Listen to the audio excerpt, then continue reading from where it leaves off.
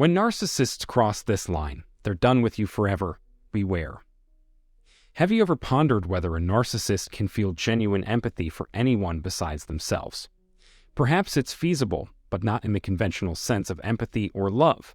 As soon as a narcissist moves on from a relationship, it's blatantly obvious how they regard the connection and, ultimately, the former partner. The once intense fondness completely vanishes, leaving a precarious void behind.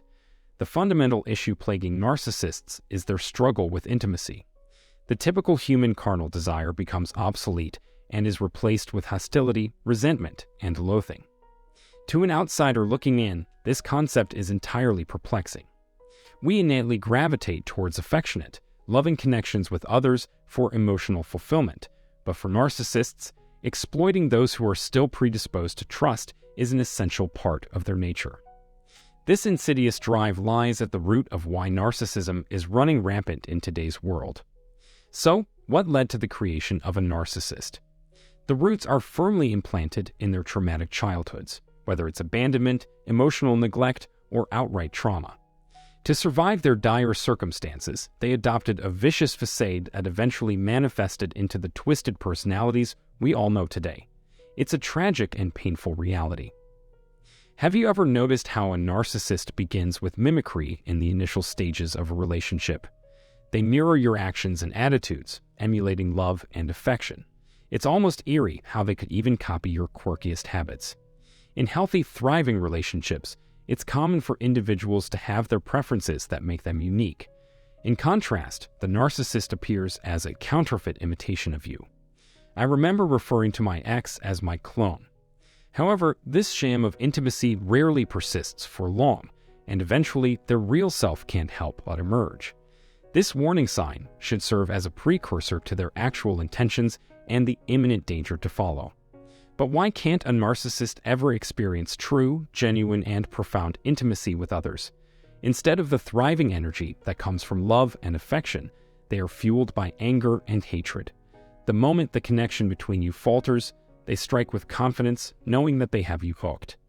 This is when the disastrous cycle of a trauma bond sets in, leaving you questioning whether their love was ever genuine. It's as if everything was just an elaborate plot.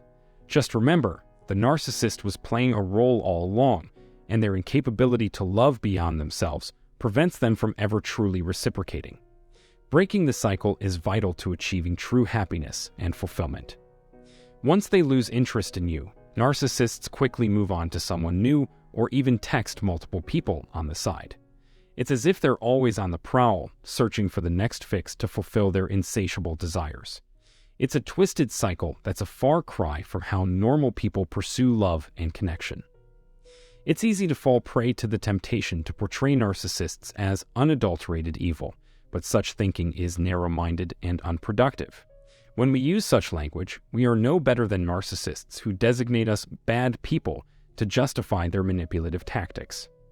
A comprehensive comprehension of the situation is essential.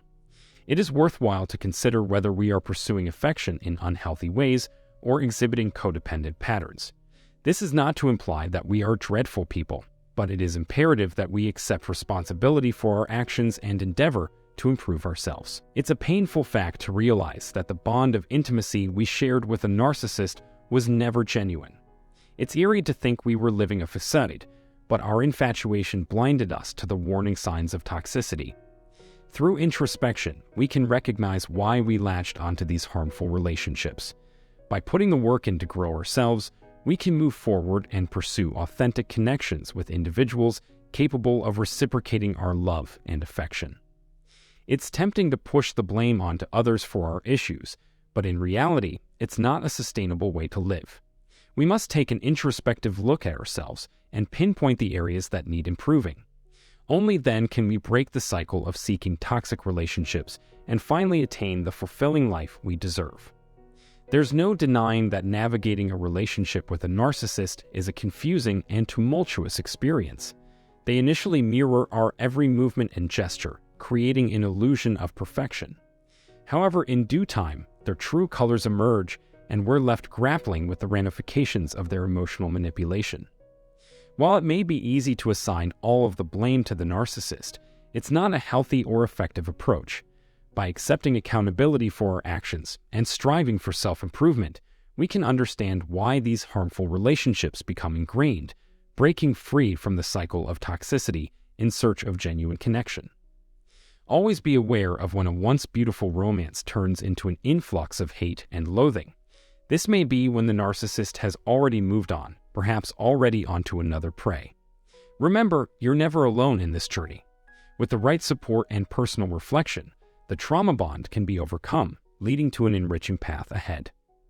So, let us take this moment to move towards peace and walk towards a more fulfilling life. Until next time, let the healing begins.